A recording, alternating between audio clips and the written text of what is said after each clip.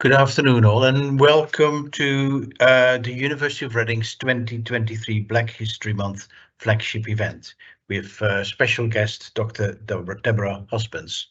I'm Professor Robert van den Noord. I'm the Vice Chancellor here at the University of Reading, and I'm also the Race Equality Champion on behalf of the University Executive Board. And I just want to, in a few minutes, have a quick reflection of our work in race equality and how we got where we are today. Now, I think it's fair to say that despite much of the work that had gone on previously, the university was re-energized by George Floyd's murder in 2020. It was a shock to us, as many others around the world, that such events and such murders could still happen. And I instigated a race equality review, which was led by my Deputy Vice Chancellor, Pavin Yacoub, with close involvement of the Diversity Inclusion team and the BAME network. We used the same year to host a pivotal event featuring Rob Neal, who was talking about, if not now, then when, with Black community members. And it helped to energize many of my colleagues and students to take action now. Now that whilst the review was undertaken, I think it's fair to say that 2021 was a key time for reflection, rebuilding, and re-energizing the university through COVID. We had a session in Black History Month that year, Where Are We Now?, where we were sharing life stories about the roles of Black, Asian and minority ethnic colleagues and students in the Reading University community. And several other university and student-facing projects were launched that year, and we prioritized racial equity building. 2022 celebrated Black History Month with pioneering Black business leads and residents, proud to keep driving progress. And in 2023, we were proud to be awarded the Bronze Race Equality Mark Award in recognition of the changes we had made in the previous years. Now, our flagship events in diversity and inclusion are really important to us, as of course so is Black History Month. We want to have dedicated time to think and act on racial equality and build on the strength of engagement that these events bring. Flagship events are safe spaces for all, where hopefully good conversations can take place with respect and consideration of one another. And it provides a dedicated platform for hearing underrepresented voices. Our collective goal is to listen actively, support purposefully, and amplify lived experiences. And the aim of all this, of course, is to help stamp out discrimination in our community.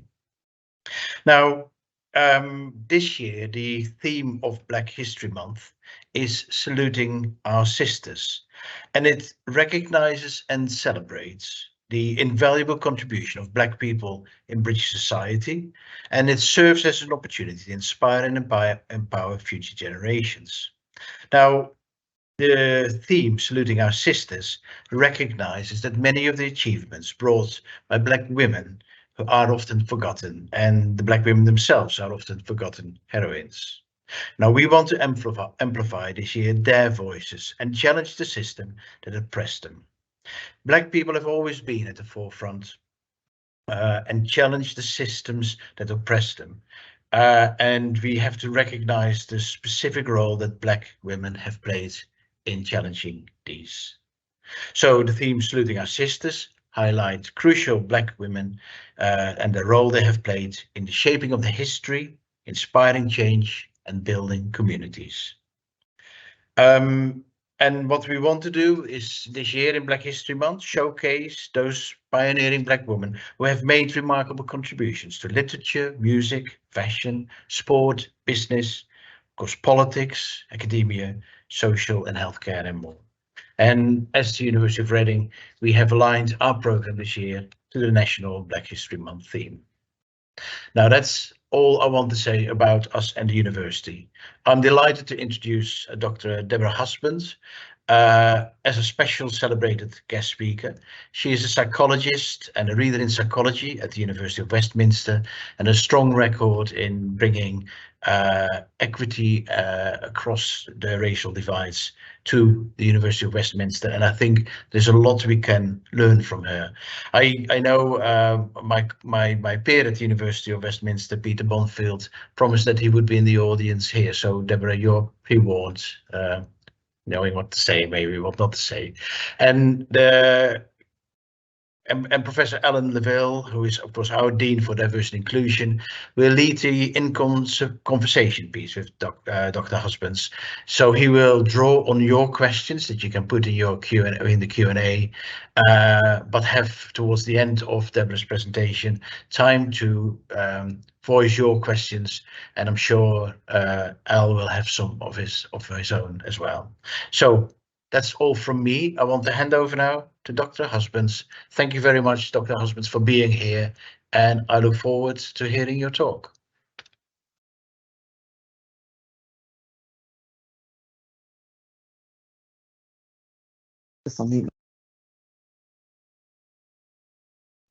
And it's just gone muted again. Thank you so much for such a lovely welcome. It's really good to be here, and I'm really looking forward to the conversation today with Al, and of course, you know, just getting the questions and some feedback from the attendees at the event this afternoon. So thank you, it's a privilege.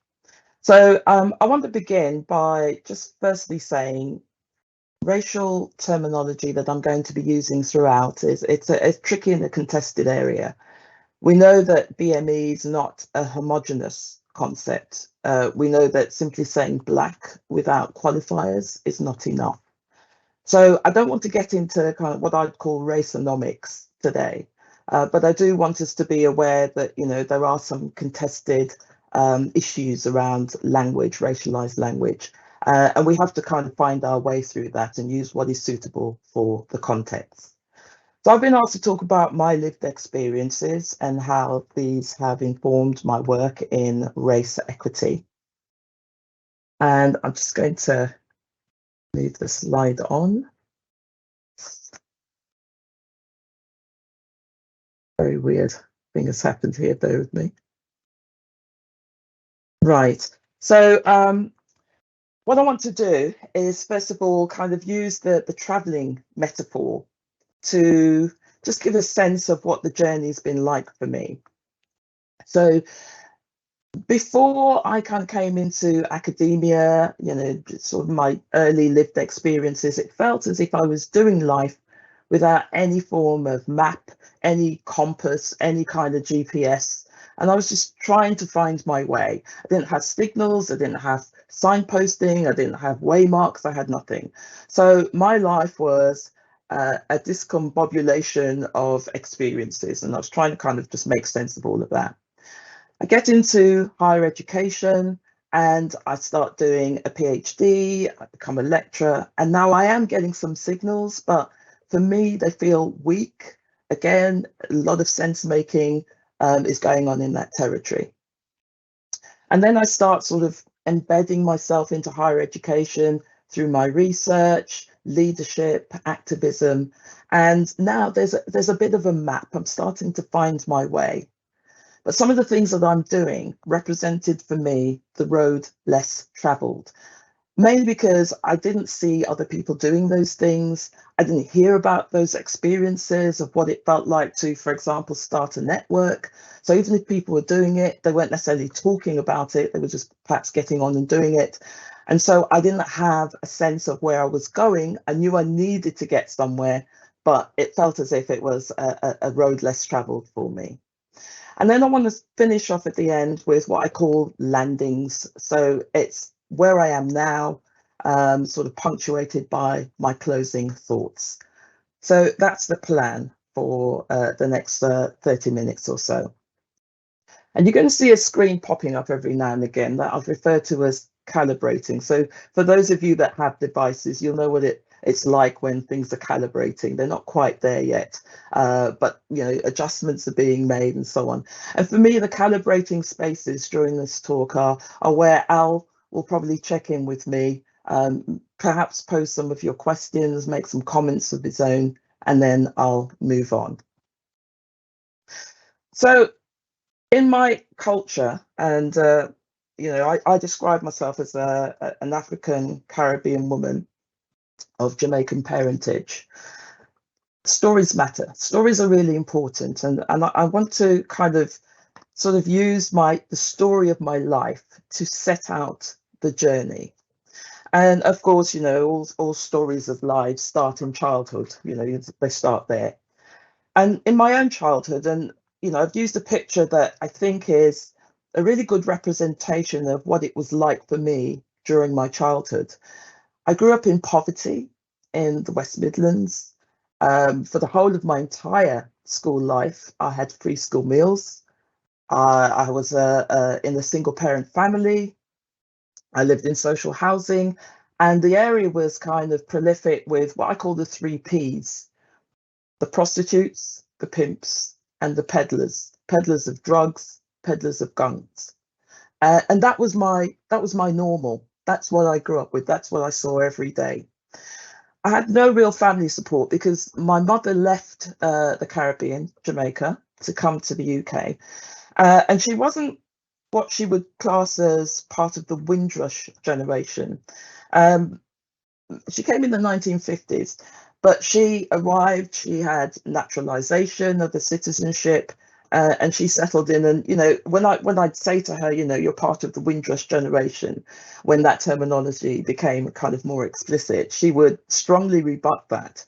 And it's easy for us to conflate people by a particular experience, not recognizing that Windrush experience didn't apply to everyone. That's not to negate the fact that the Windrush experience is a very difficult one, and there's a lot of work that needs to be done to help people sort of come to terms with that situation.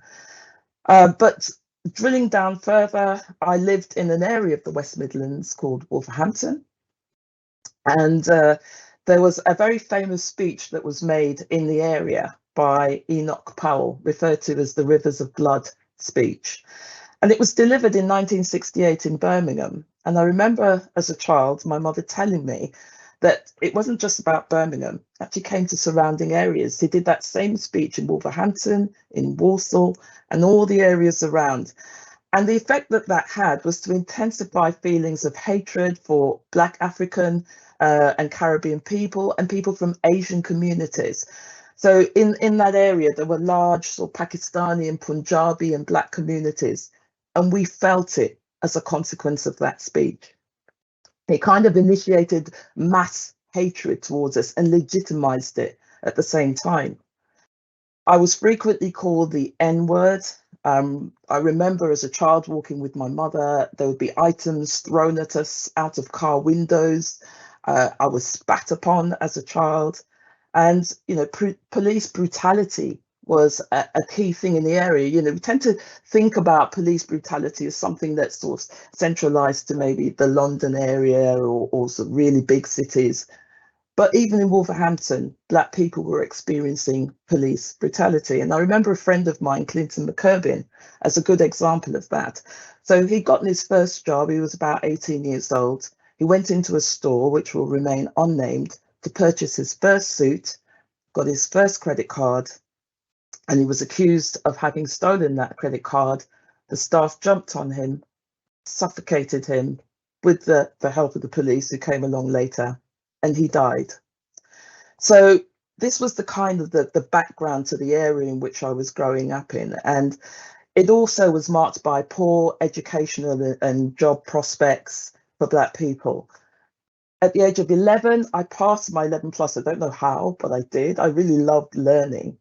But I couldn't go to the local grammar school because my mom couldn't afford it. So I went to the local comprehensive, and I remember an occasion when I went to see the careers officer, as we were all told to do, about 16, full of high hopes and aspirations.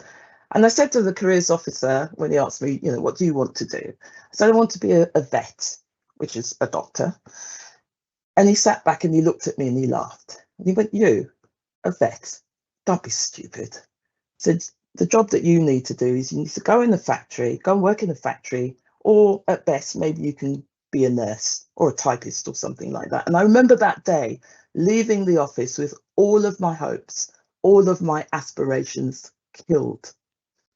The effect that that had was that I lost an interest in learning. I went on to do really poorly with my A levels, two low grade A levels. I went on what we called the dole, so I was unemployed. I was on a YTS training scheme for a while. I applied to work as a representative for a coach company at one point, and I remember at the interview being told, "You can't work for us. Our customers won't accept you because you're black." So this was, again, this is all of my experience growing up. And I remember my own mother taking a case against her employer, prominent employer in the area. And she took a case for sex and race discrimination against them. She'd worked for a number of years for this company, training the secretaries who always, they were promoted, and she was always being passed up for promotion. And the end result of that case, she always referred to it as a Pyrrhic victory, mainly because they literally said, "Here's a little bit of compensation for you, but we don't find a case for race discrimination because we have black men employed in the factory, and we don't find a case for sex discrimination because we have white women working in the offices." And thinking back about that case now, I'm strongly reminded of Kimberly Crenshaw's work on intersectionality. That's exactly the same thing that happened when she looked into that case at General Motors in the 1970s, and it was the same sort of ruling: no recognition of compound discrimination. We didn't have a word for it then, but we now understand that to be intersectionality and the effects of that. So moving on to the second part of my journey, I came to London. I decided I'd try and improve my prospects there. I studied at a university. I did an HND, and then I took on a series of jobs for a while. One of them I remember quite profoundly was working as a sandwich maker for a very long time, getting up and I'd do so many sandwiches. I dream sandwiches at night. And then I eventually, took on other jobs, but again, experiencing racism along the way. I remember going for a job working in a pizza shop, and they told me over the phone that I got the job. I turned up and they told me the job was taken. I didn't believe them. I asked a friend of mine, a white woman, to go through the same process. She did that and they gave her the job. So I saw all of these things happening repeatedly in my environment. So after a sort of period of time working in various jobs, I went into a really sort of sad period of unemployment. And even then, that job was lost due to racial profiling. And I spent a period of time then thinking about, what am I really going to do with my life? Because every avenue, everything is marked by racism. And that's when I decided to study psychology. I was going to reinvent myself, study psychology, and sort of just find my way. I started as a very mature student and very broke, as I say here on the slide. But I realized that even in education, as a mature student, I was still struggling with issues of racism. I was struggling with my identity as a Black mature woman. Now, I want to say to any mature people, any mature students, or aspiring students, there is a place for you in higher education. Just understand that potentially it can be challenging. And you're probably going to need to draw on huge amounts of, sort of resistance and fortitude, but you can do it. So in my own particular case, I went through periods of feeling like I was hyper invisible. Nobody could see me. I'd be in lectures, putting up my hand, nobody saw me. To being hyper visible, everybody could see me. Here's this Black woman standing out, seeing these student cliques and not feeling like I was part of that, feeling that I didn't belong. And at that time when I was studying, the narratives around belonging, the work that's being done on student belonging was not being done then. Nevertheless, I finished my degree. I got a first class honours in psychology, and I went on to do a PGCHE. And unsurprisingly, as part of that work, we had to do a portfolio, and I decided I'm going to do a portfolio on people that look like me. I want to understand more about the experiences of Black women in higher education. I want to know more about their stories. And I was unprepared for the stories that they were going to tell me. So I recruited these Black women. I said, tell me about your experience of being in higher education. And they told me about disenfranchisement, being ignored, not being mentored, no role models. And I realized that their experiences mirrored mine profoundly. And in fact, out of the 6 Black women that I interviewed for this portfolio, 5 of them dropped out. 5 of them dropped out of university, leaving just the one. And that one was on her 3rd round of trying to complete her degree. So my work on this portfolio was awarded an annual prize for the best portfolio. And that signaled to me, it was like an endorsement that this is important work and I need to find a way to continue to do this work. Even so, I was still having my struggles as a sort of hybrid student, a part-time visiting lecturer, not feeling a sense of belonging. And I experienced racism as well, even from the students. I remember occasions when I turned up to class to teach, and one incident where a student sort of looked at me and said, "You're Black," as if they were really surprised that a Black woman could be a lecturer. At the time, I was a part-time visiting lecturer. And they walked out of the classroom. There was a collective gasp from everyone. We just couldn't believe what we'd experienced. Certainly I couldn't. But it just showed that, there were going to be gender and ethnicity biases that I was going to have to overcome if I was going to take up my place, as it were, in higher education. I also realised that sometimes I was being overly questioned by students during lectures, almost as if, my own expertise was being put on trial while I was a lecturer. So there were lots of things that were going on. And during that time, strong feelings of loneliness was a dominating feature of my experience. I saw colleagues in their own sort of communities around me while I had no community. I was also invited to be part of a sense of belonging project at the time, and that gave me an opportunity to kind of understand a little bit more about the correlates of unbelonging.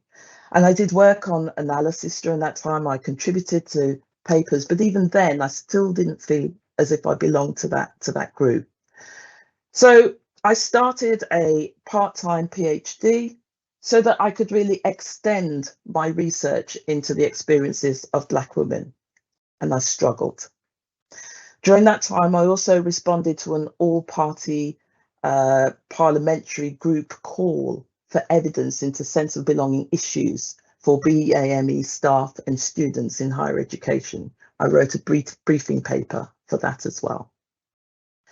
So I'm now a doctoral researcher and I'm calibrating.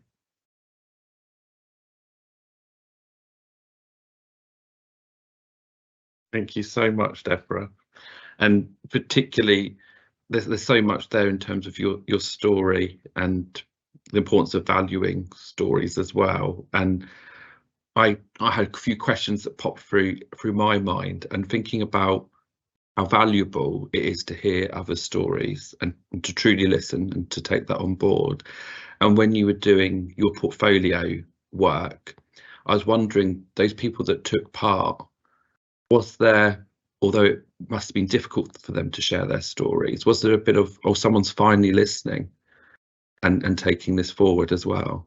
Absolutely. And I think my identity as a Black woman asking about the experiences of Black women gave them that sense of comfortability. They were able to be very candid about their experiences, and they shared things. I mean, some things that I couldn't even report that were so horrific about what they were going through. But I think I got enough out of that to be able to decide, this is something that I need to research, I need to understand more, and I need to share these experiences basically with the sector. They need to understand that there are pockets of, or that there are communities of students that are experiencing some serious pockets of unbelonging and finding it difficult to make the shift out of that. Absolutely. And throughout, and there's a question that's come in and it's related to one of my questions as well. So from talking about your early experiences and then in higher education, sense of belonging seems to be a theme that goes across. So we've got a question that says, do you think your experiences higher education are still felt now by Black students or postdocs? I certainly do. I mean, one of the things that I sort of alluded to is that when I was studying, sense of belonging wasn't really on the map. People didn't talk about it. So certainly a lot of work has been done by institutions now. You know, your Vice Chancellor has referred to the Race Equality Charter, Mark, as being a significant piece of work that universities are doing to really understand the experiences of marginalised groups. And so I think, yes, absolutely, you know, students are going to come in with, you know, feelings of disenfranchisement and estrangement and all of those things. But universities are doing a lot more work now to sort of mediate, moderate those experiences so that students can find their way, find their place, and start to call the university their home. Absolutely, thank you so much. And just before we move on, thinking about the story that you've shared, there may be other people that want to share their story, but don't necessarily know how to share it. So in your experiences and in your journey, what's that look like for you? As in, how am I sharing my story? Or yes, in terms of coming to the point, I guess, where you feel I can share my story now, and if other people may want to share theirs but not quite be at that point yet. Yeah. So I think it's a process. I think one has to inherently recognize in themselves that they're ready to do this.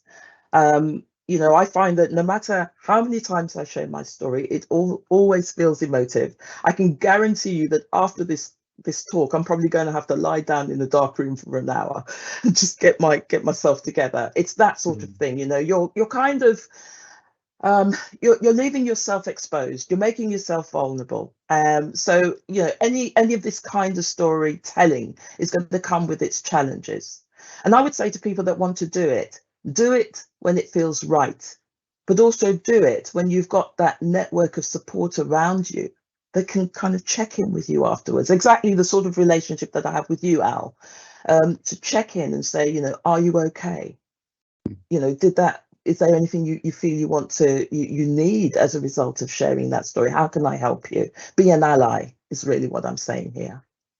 Thank you so much. That's so useful. I'll pass back to you, Debs, for your next part. Thank you.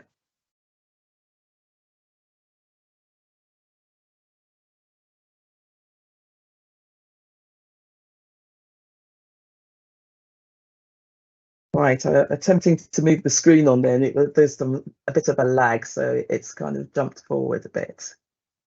So I'm just going to go back a couple of slides. Bear with me here. Yeah.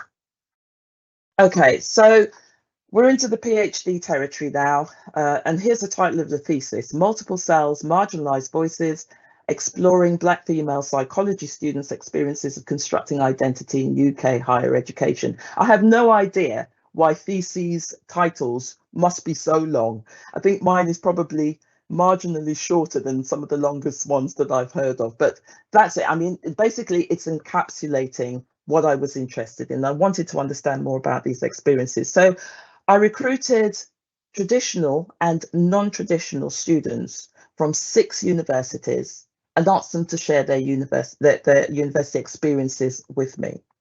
By traditional, I mean those students that come in sort of, you know, on the back of A levels, 18 to 19 years old. Non-traditional students that perhaps look like me, marginalised in the extreme, perhaps having particular identity characteristics that make it more difficult for them to fit into, quote unquote, the normative kind of student identity.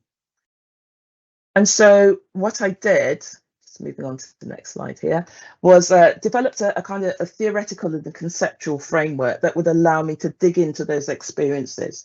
So I use things like social constructionism because I recognize that students are coming to university with particularized cultural, social and personal capital that defines their perceptions of their personal and social interactions. So I needed to understand more about that.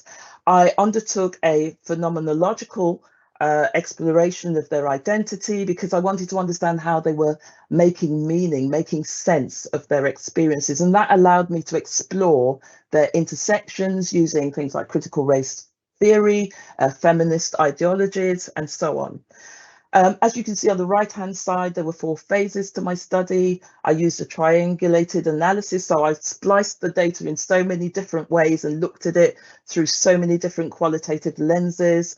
I used so many different methods as well to try and understand their experiences, and involve the students in checking the data with me. So there was a bit of co-production going on in there. They looked at this data, they looked at other data, they kind of helped me to get to a sense that we were really validating this data. We were reaching the place of data saturation, that people were saying the same sorts of things.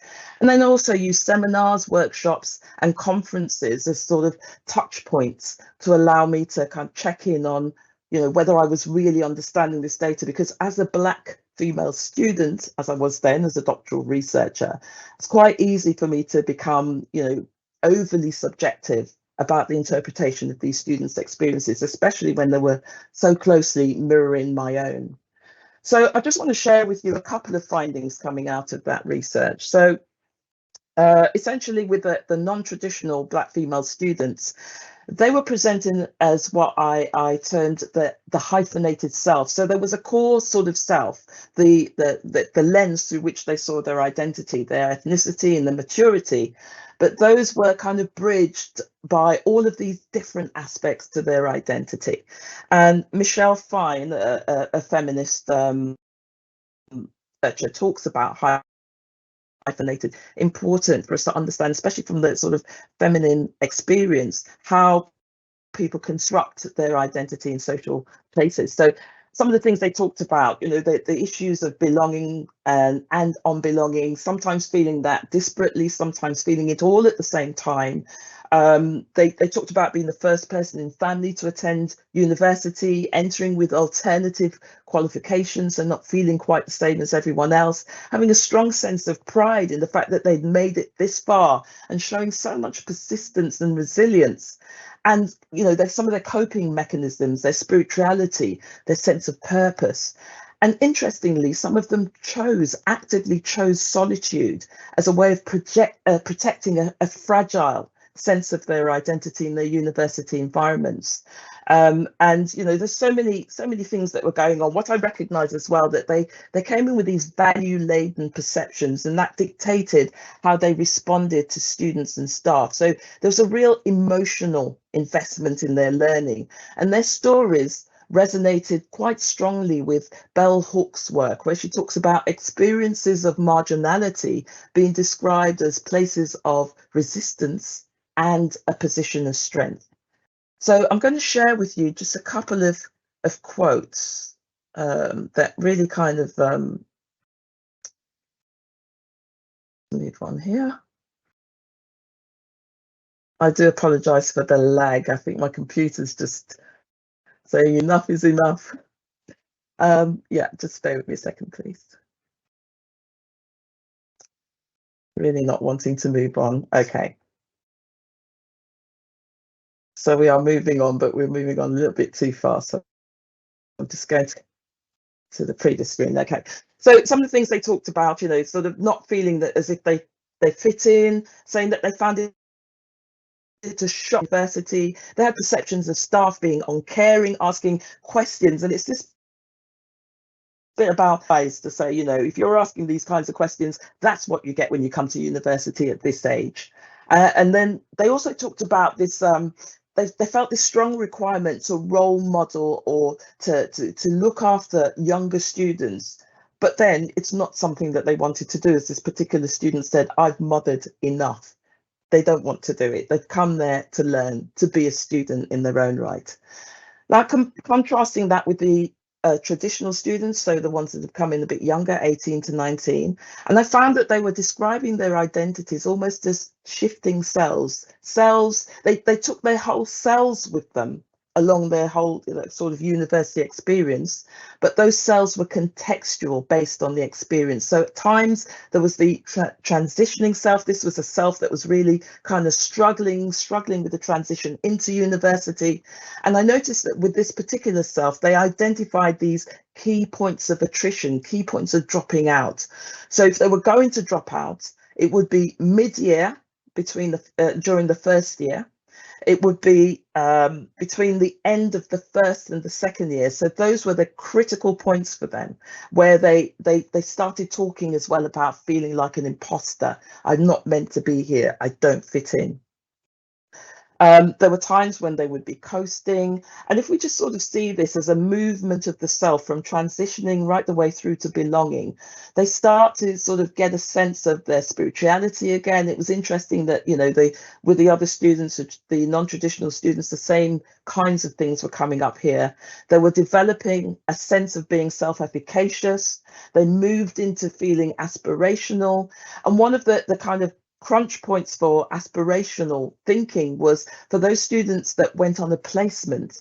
So, during their third year, they were working in employment. They were really developing a strong sense of the self. And then they came into university feeling, I'm ready for this. And then feeling eventually as if they were belonging. So lots of really interesting things here. But in the interest of time, I'm just going to move on fairly quickly now.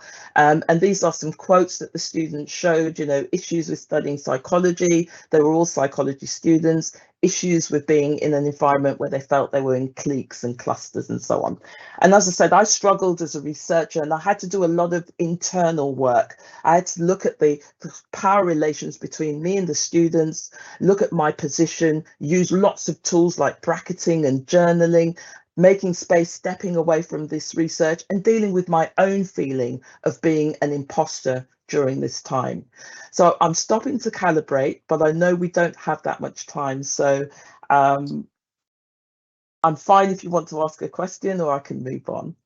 As someone else said, I'd like to thank you for your talk today. I'm also an Afro-Caribbean female that grew up in the Midlands and really struggled with being seen both in society and education. I managed to move forward and achieve my master's, but had such negative experiences that the idea of doing my PhD is terrifying.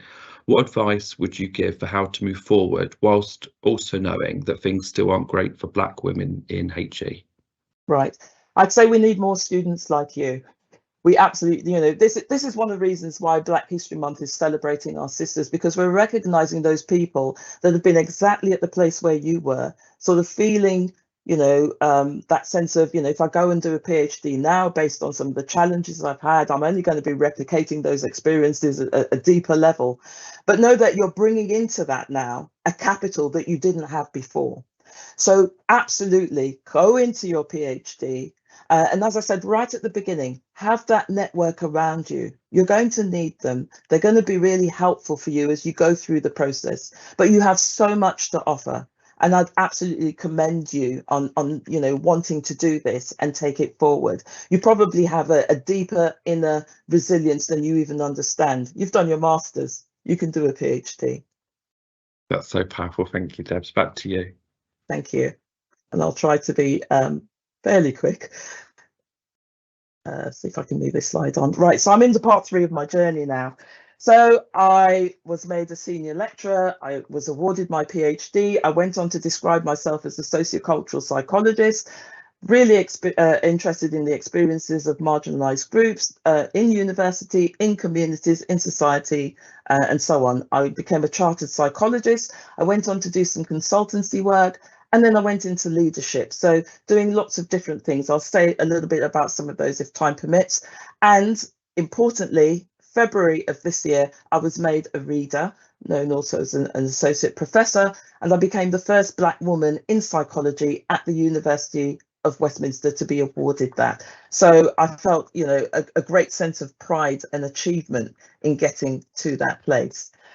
Briefly, to say something about leadership, I've just sort of laid some of them out here. There's kind of lots more things, but just to give you a sense of the things that I've been involved in: the BME network, setting up the Black History Year, supporting the launch of our PhD Society, being a mentor, and how Al and I actually met as part of the British Psychological Society's Presidential Task Force for Diversity and Inclusion. Can never say that in one breath, but you know, really important piece of work that laid the groundwork for EDI work in the BPS. So very quickly, in terms of the network, how it started, it was on the back of my sense of loneliness, and it was on the back of feeling that, you know, I need some sort of community around me. I set this up. It wasn't initially supported, you know, lots of sort of pushback, but I kept going. Initially, for 1 year, the network was me. I went around telling everybody, I'm a network, I'm a network, I'm a network, join me. It went from me to 200 people, over 200 people. In fact, we're about 250 now. And that network really kicked off as a consequence of the murder of George Floyd, being in the pandemic, and people wanting to feel that sense of connectedness. And we had a whole kind of influx of allies, people really wanting to walk with us on that struggle.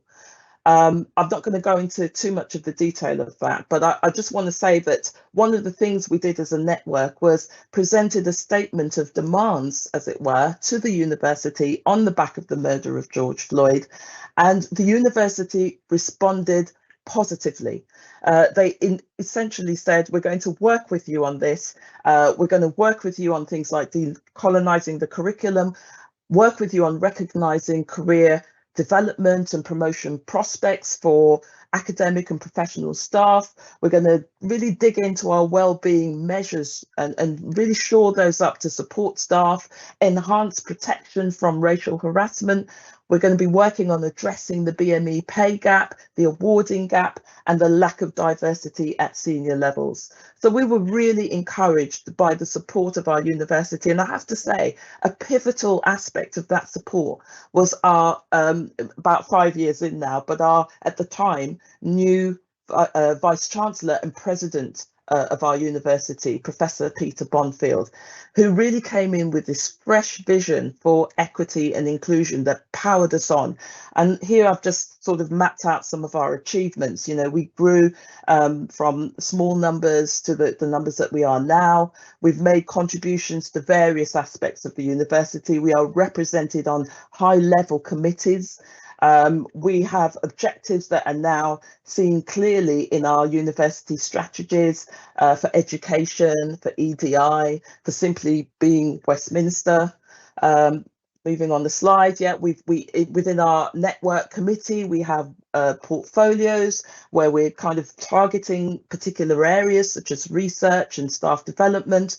And out of that, we formed the Black History Year, which I'll say something about in just a minute, very briefly. We formed the London-wide anti-racist network in higher education, a collaboration of 13 race equity universities, all sharing the same vision to move towards an anti-racist sector. And as co-chairs of the network, we also published on allyship because we felt it was really important to share our experiences, our journey, and to help colleagues to move from a sense of apathy to being advocates. And we feel that's really important. In terms of Black History Year, lots of things have happened. So just the kind of reasoning behind this, Black history isn't something that we recognise in just 1 month at the University of Westminster, but it's a 365 thing. So every single day of the year, we've got to think about the contribution of Black history to Britain, to the UK. And within this programme, we have a number of initiatives. We have a Black History Year Researchers Network, where we're really trying to upskill researchers to produce papers, to get grants, etc., because we know those things are important for career prospects. We have something called Black History Year Create, where we're empowering level 6 Black students to be career ready through mentoring, through access to entrepreneurship. We have Black History Year Beyond Books, where we focus in on the Black identity in popular culture. So many things that are going on, and I know that time is running out, so I'm just kind of moving through these things really quickly, but I'd be happy to talk to anyone who has further interest about these things. And just trying to move the slide on. There's a bit of a lag at my end, so I do apologise for that. So one of the reasons as well, I'm just going back to the Black History researchers, why we feel this work is important is because of how it ties into the Research Excellence Framework. So for anyone listening that doesn't know what this is, as it says on the second bullet point, it's an exercise that grades academic work. So if you're a staff that has significant responsibility for research, you're expected to produce at least one piece of research, submitting preferably to a 3-star, 4-star journal. And this report has found, published on the 13th of July by REF, that Black staff were significantly less likely than white staff to have their research submitted. So it sort of speaks to the reason why we need to power up Black staff to be able, Black academic staff and active research staff to be able to produce the kind of research that helps them in their career progressions, to be awarded the grants that helps them to sort of take up their place in academia. So this work that we're doing with the Black History Programme really speaks to that. I've got a calibration moment. I don't know if we have time for a couple of questions on perhaps the Black History Year. Happy to take that. Absolutely, thank you. There's lots of comments around your story resonating with colleagues as well. We do have a question that I think ties into the importance of always looking at a Black history, but also looking at a range of experiences. So one colleague has submitted a question that says, what I feel most difficult now is people disbelieving my early experiences of racism, almost as if because I've become successful, then I simply couldn't have faced racism. So do you find this, and how do you respond to it? Yeah, I mean, sometimes, especially, I'll just go back to my experience of being promoted as a reader. Some of the comments that I got smacked of the illusion of tokenism. There was a sense that, we just need to have another Black person here. You're just, you're just going to be a number on the board. You're part of the quota. For me, the essential ingredient is to recognize that the reason for my promotion is not because of any tokenistic gesture, it's because of the work that I've done. And I leave a trail behind me. So I can look back and I can see the impact that I've had across the sector, internationally and nationally. Those things speak for themselves. And I think it's really important that we believe in ourselves when we are marginalized, and not necessarily, expecting everyone to be your clap and cheer team. This is something that I've had to learn. And a lot of it has come from a really strong sense of resilience and self-belief. And I do believe that, this is something that we have to kind of cultivate for ourselves. But listening to these kinds of talks, I'm not holding myself up as the paradigm here, but I am saying that listening to motivation talks, getting access to mentors, finding out what's going on across the field, those are the things that power us up. So, to that person and that question, I think, just stay in your lane and slay in your lane. I love that. And just one more question, which I really like, from Parveen, our Deputy VC. So what's next for Deborah Husbands, UK's first Black female Vice Chancellor? ? Well, that's a really good question, and I remember I was told, you need to start crafting your way now to becoming a professor. So I'll be checking in with you, Al, on that one. So yeah, literally this doesn't mark the end of the journey. This marks the start of another aspect of my journey, going back to that traveling metaphor. I've done a number of things. I've kind of parked, I've calibrated myself. I'm using those slides, but this is something that I've had to do along the way as well. And now I'm moving into a new phase. What I recognize is that, especially at this level, I'm going to need some mentors. So anybody listening, and if you think I'd love to mentor Deborah, I'm happy for it, because I think, and this is the important thing as well, I've recognized that my mentors they come from a range of social characteristics. They are not all Black women. They are not all white men. They are from a range of experiences. And that is so important for me, because the leadership territory is diverse. And unless I'm hearing from diverse voices, I won't understand how to navigate that space. And so the road to professorship, which is what I would like to contribute to the number, which is probably about 65, 66 Black women professors as I speak right now, I want to contribute to that number. We need to at least get to 100. So that's the plan. Absolutely, thanks so much. I'll pass back to you because I think you have a few more slides. Just a few more, and I'll try and go through those fairly quickly as well. Okay, so some of the research that I've been involved in, this is all funded research, but the one that I really want to land on for a moment is the imposter phenomenon in university populations, which is some research that I've done with colleagues at Westminster and also Southampton. And just moving on to the next slide. Right, so we this is a funded research project where we asked students, racially minoritized students, to tell us about their experience of imposterism. The reason we've targeted imposterism as an issue is partly because of the work that's come out of my PhD, where students were also talking about that as being a big challenge for them, but also because of what we understand of its correlation to belonging.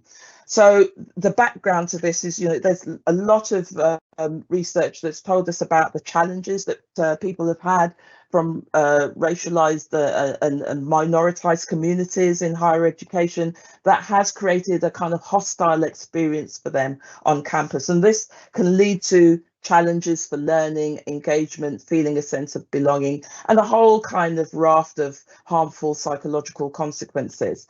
In terms of the imposter phenomenon, also popularly called the imposter syndrome, we know that there's an increased reporting of this in women, but there's also reporting of that in men. They tend not to talk about it so much, but when they're under high performance evaluative conditions, then they may start talking about feeling like an imposter. But certainly with other groups, racial and ethnic minorities, there is this sense of feeling like an imposter. And I've just kind of created this quick word cloud of some of the characteristics of the imposter phenomenon, just taken from a range of sources. And I don't think there's a single person listening to this presentation right now that cannot identify with at least a few of these characteristics. So, it's a universal experience, and I think it's one that we need to do a lot more work around. So, the work that we did was a part of a mixed methods project. There was a quantitative side, and with the quantitative study, there was a clear correlation between high levels of imposterism and low levels of student belongingness. So we went on to kind of do this qualitative study so we could understand the experience of that. So it was carried out during the pandemic. We recruited the students, the participants you see on that left-hand side there, and we asked them, tell us about your experiences of university, being at the university, and what the imposter phenomenon, the role that it's played within that. And the interesting thing was when we asked them the question, the first thing they talked about was secondary school. We didn't ask them about secondary school, but they said secondary school is where the problem for them started. It's a place where feeling like an imposter was inculcated, it was installed, and it was maintained because there was a fear of failure during that time for them. They had academic mistreatment, there was a pressure to achieve, there was a lot of stress going on during secondary school. One of the other findings was that, the sense of belonging thing is really critical. We really need to continue doing the work on that. We need to understand how it might correlate to the awarding gap, for example. Another finding was that racially minoritized students are really struggling to maintain and value their cultural, authentic self. And we need to do some work around that as well. And universities, therefore, have to work with students to understand more about feelings of imposterism. It's not talked about much, but it's definitely an important area. I'm going to just sort of bring this bit to a conclusion. So, our key findings were that imposterism thrives in particular environments, and these, I think, are the hallmarks of that environment. So whether a sort of low levels of culturally sensitive support, where there's non-recognition of the effect of imposterism in student identities, where there's a lack of interest in decolonizing the curriculum, the amount of students that want to, they say that they want to feel that they can see themselves represented in the material that's being taught. And all of this, I think, contributes to the feeling of university being a safe space, which is so important for identity work. Universities also, and this was a very interesting finding for us and a surprising one, they said that they actually can moderate the feeling of being an imposter, because in general, our teaching environments are experienced as welcoming. They can see all of these diverse students, but they are a bit concerned about the fact that that's not replicated in staff. So they want to also see staff that look like them.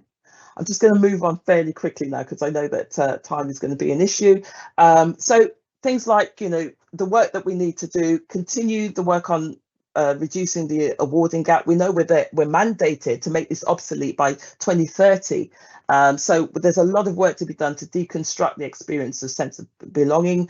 We need to work on our authentic assessments, decolonize curricula, financially support under-resourced groups. They want to come to university, but some of them can't even afford to get there. Target underrepresented groups. In our institution at Westminster, we know that that's males and Black students. Find your underrepresented groups, target them, work with them, and particularly in line with our research, really kind of shore up the outreach work that we're doing with our sort of feeder schools and colleges. Target the pre-16s, because it's quite possible that many of them are experiencing the installation of imposterism characteristics in that setting. And we're going to have to do a lot of work to help them transition into higher education. I've also just said things here about the diverse staff representation. Our students are not silly. They notice things. They look, for example, at our house staff, you know, the front of house staff, and they look at the cultural representation of those staff. And they notice that, you know, at the senior levels, there's nobody that looks like them. So there are challenges.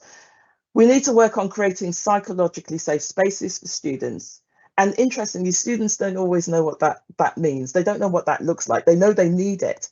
And so we need to interrogate that through, you know, sort of deeper, more meaningful, conversational, dialogic work with our students to understand what makes them feel psychologically safe. And I've just put a little note there on that third bullet point. WhatsApp chats as part of a cohort, as part of a seminar group, is not a safe space. The students talked about that as being dangerous spaces, spaces where they were being culturally damaged and feeling that they couldn't even leave those spaces because everyone would know that they were leaving those spaces. So again, we need to understand more about the student experience. Diverse role models are so important, but please, let's not burden BAME staff with more pastoral responsibilities. I'm calibrating, but I can move on to the end in the interest of time. So I'm actually going to do that. And I'm just going to say, as I sort of bring this now to a close, that I came across a really interesting perspective. And it is all a matter of perspective, according to Professor Robinson, who said that there are two things that really kind of govern the way people see racialized experiences. One is the colour blindness perspective, and the other is the pervasive prejudice perspective.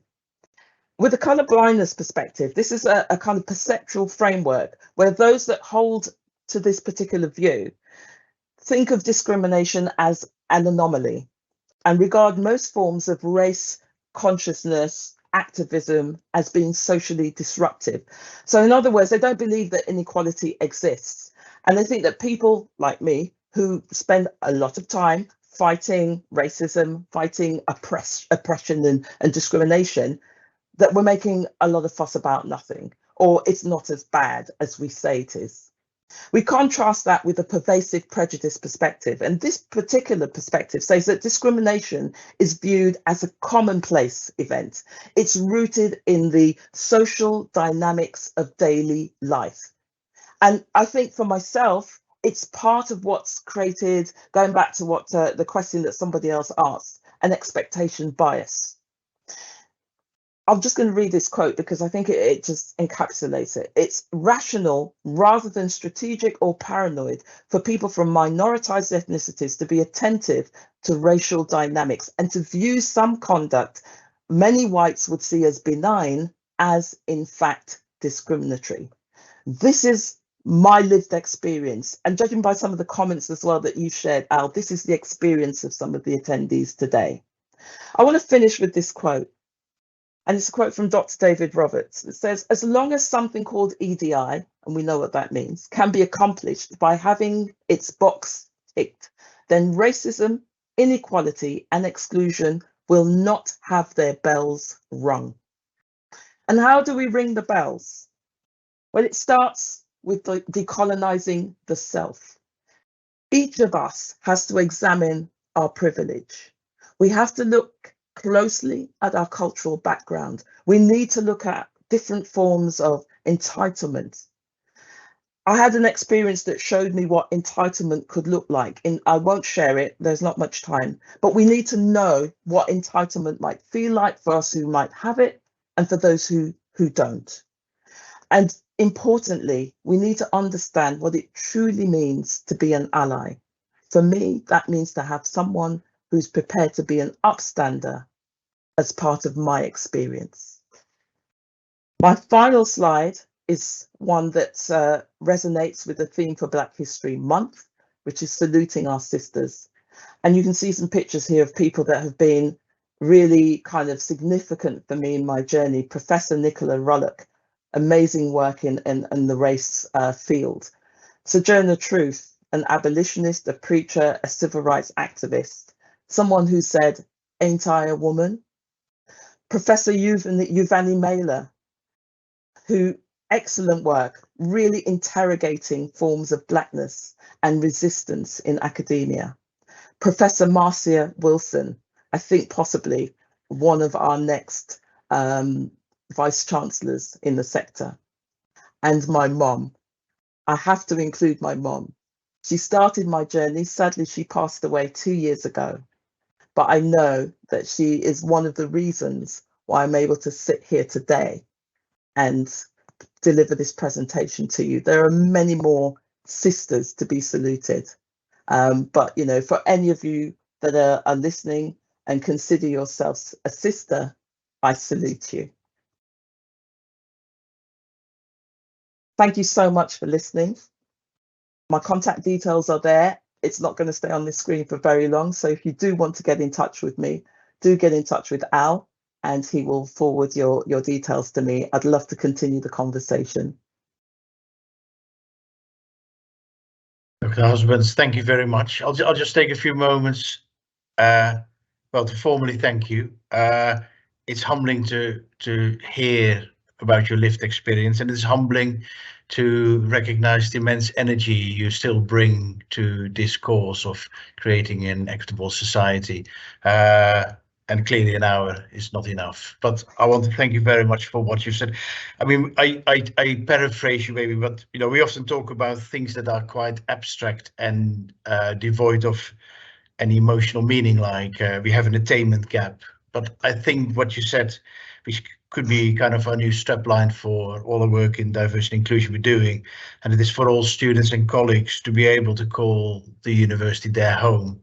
That encapsulate that importance of belonging and feeling comfortable in a safe space. Thank you for this inspirational talk. I want to thank you. I want to thank Al, the events team who organized this, and all the colleagues who have been involved with this. And just 2 quick things. We can still answer some questions in the chat, so don't run away if some of your questions have been unanswered. And of course, we are continuing with Black History Month, and next week, the 26th of October, we're having Saluting Our Sisters celebration event with 7 inspirational Black women who are worth listening to. So thanks very much, everybody. But for now, goodbye.